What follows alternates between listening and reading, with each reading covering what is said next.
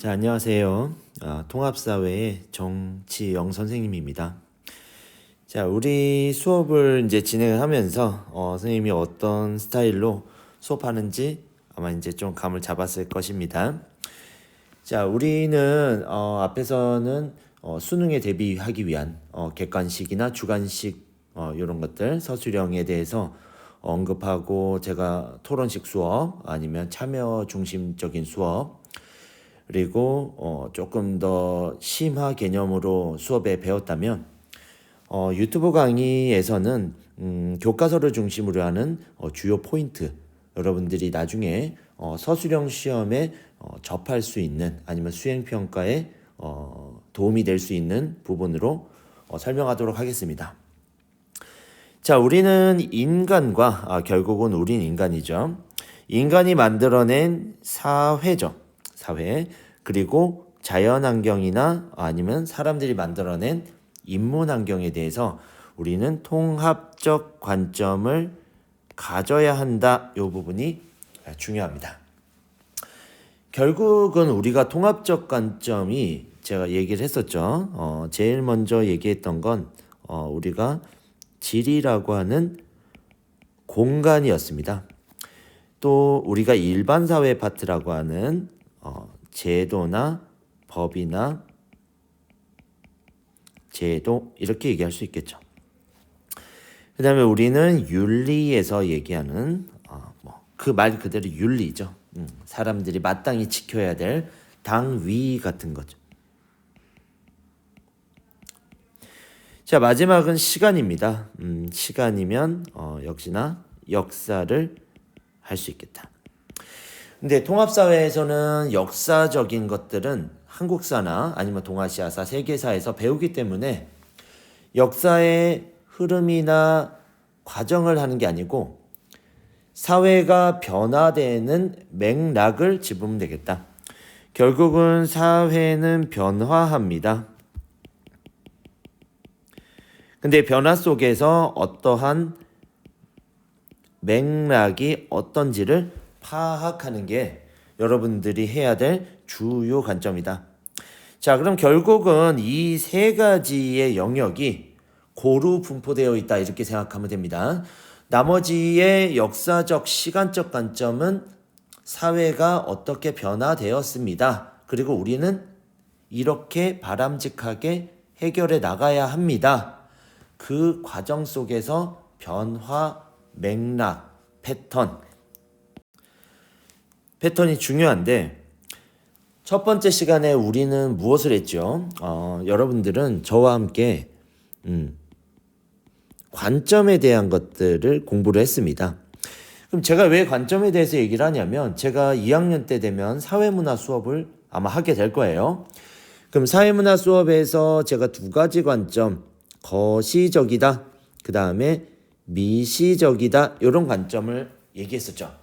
여러분들한테 사회 제도, 사회 구조, 사회 체계에 대해서 얘기를 한번 해봤었고요. 이런 관점에 대해서 생각을 해보자. 그리고 어떤 조, 4조나 5조한테는 미시적인 학급에서 일어나는 학생의 개개인의 생각, 여러분들이 온라인 학습에서 온라인 학습을 어떻게 생각했는지, 그리고 어떤 해결 방안이 있는지에 대한 관점을 아마 제가 끄집어냈을 겁니다. 그럼 세상을 바라보는 관점에는 어떤 것들이 있을까라는 거래. 자, 봅시다. 여기 보면 시간이 있고요, 공간이 있고요, 교과서에서 사회, 윤리, 이 네 가지 관점이 존재합니다.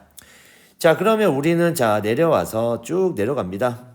시간적 관점입니다. 시간적 관점에서 이게 중요한 게 아니고요. 뭐가 중요하냐? 현상. 우리는 어떤 사회 현상이 나타납니다. 최근에 작년까지 어떤 현상이 나타났죠? 코로나19로 인해서 사람들이 만나지 못하는 비대면 만남, 상호작용이 일어나는 현상, 사회 현상이 발생했습니다. 현상이나 사건은 시대적 배경, 맥락을 살펴봐야 한다. 자, 그게 무슨 의미냐면, 태극기를 휘두릅니다.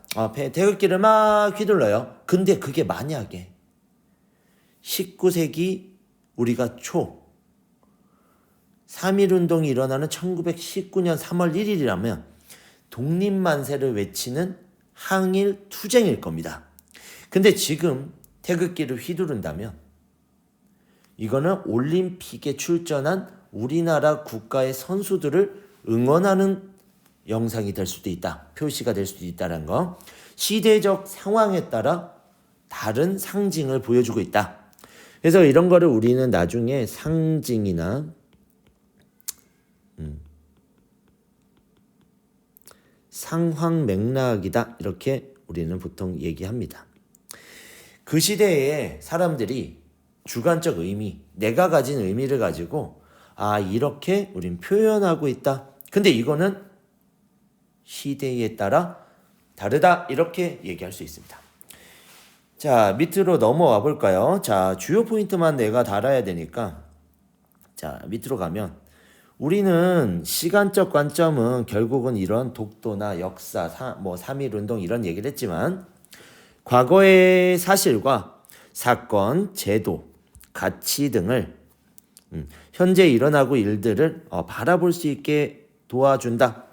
결국은 우리나라가 과거에 식민지사 아니면 전 세계에 나치즘이라든가 사회주의라든가 아니면 민주주의라든가 시민혁명이라든가 이러한 주요 계기들을 통해서 자유의 중요성, 우리가 국토, 영토와 영예를 지켜야 하는 이 국토의 소중함, 이러한 사실들을 바라봐야 된다.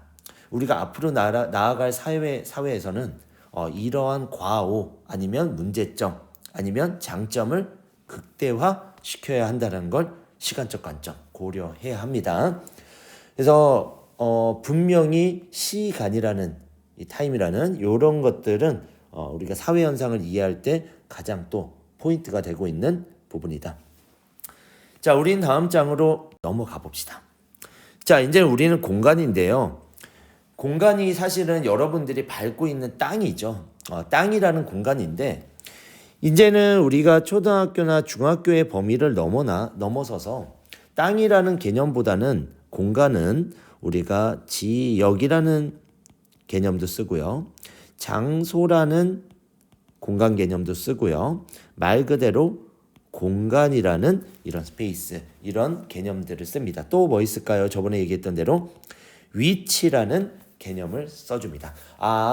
그러면 공간이나 아니면 이게 지리에서 말하는 개념은 지역, 장소, 공간, 위치구나 이렇게 얘기할 수 있습니다. 자, 그러면 얘기를 잠시만요. 자, 조금 더 좀 키워서 그럼 이렇게 지역은 뭡니까? 여러분들이 이렇게 들어봤을 거예요. 어떻게 들어봤냐면 지금 우리 학교가 있는 곳은 남해입니다. 남해. 그럼 남해는 섬이죠. 창서는 남해에서 또 떨어져 있는 섬입니다. 섬 중에 섬이라고 하는데 이러한 곳들은 지역성을 띱니다. 남쪽이기 때문에 여기는 우리나라 지역에서는 아래에 위치해 있고요. 그렇다 보니까 좀 따뜻하죠. 남부지방은 따뜻하니까 저염 음식, 좀 소금에 절여져 있는 음식 아니면 좀 짜게 먹거나 그리고 따뜻하다 보니까 옷이 북쪽에 비해서 개방적이거나 아니면 대청마루를 가진 주택을 가지고 있거나 이런 것들이 우리가 특징이 나타날 수 있습니다.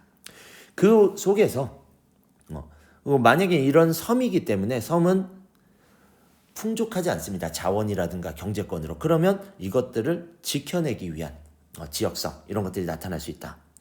자, 그럼 장소는 뭘까요? 제가 수업 시간에 얘기했던 대로 장소는 특별한 의미라고 얘기했죠. 특별한. 자, 그래서 저는 제 와이프와 만났던 장소, 여러분들이 친구들과 유치원을 다녔던 유치원 앞마당, 어머니 아버지와 여행했던 그 플레이스, 장소, 이 특별함을 줄 수 있는 의미를 부여할 수 있는 그게 장소다. 공간은 말 그대로 우리가 어느 공간, 1차원 공간, 2차원 공간, 3차원 공간 모두 다 포괄할 수 있는 게 공간입니다.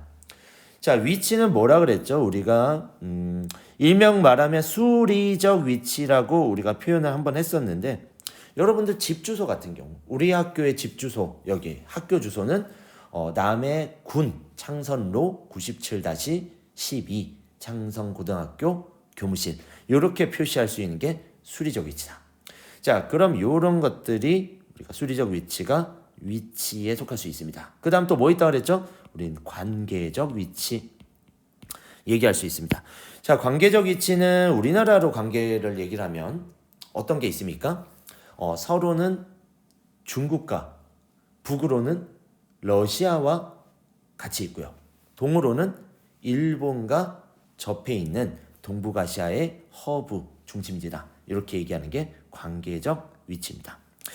자, 그러면 마지막은 무슨 위치가 있을까요? 우리는 지리적 위치가 있습니다. 자, 지리적 위치는 뭘까요? 라고 얘기하면 뭡니까? 대륙과